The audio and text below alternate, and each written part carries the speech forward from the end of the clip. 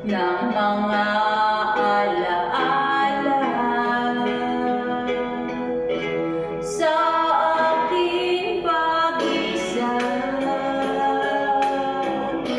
Ikaw lang ang tinatawag ko, di ako mapalagay kapag ako'y nag-iisa. Kung nalalaman mo lamang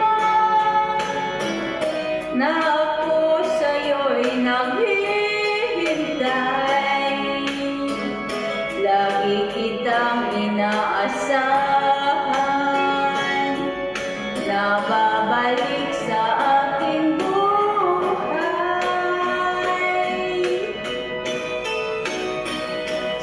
Sa aking pag-isa,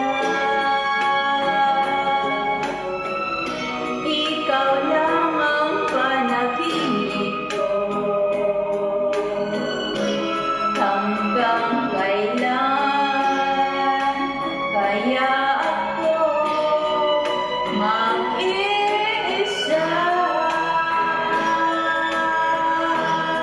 Kung malalaman mo lamang na ako sa'yo'y naghihintay, lagi kitang inaasahan na magbalik sa aking buhay.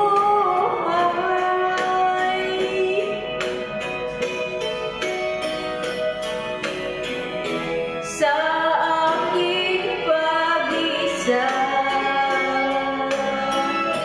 ikaw lang ang panaginip ko. Hanggang kailan kaya ako mag-isa?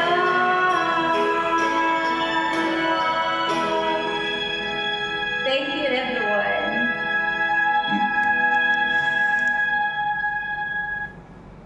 Be strong enough to walk away from what's hurting you.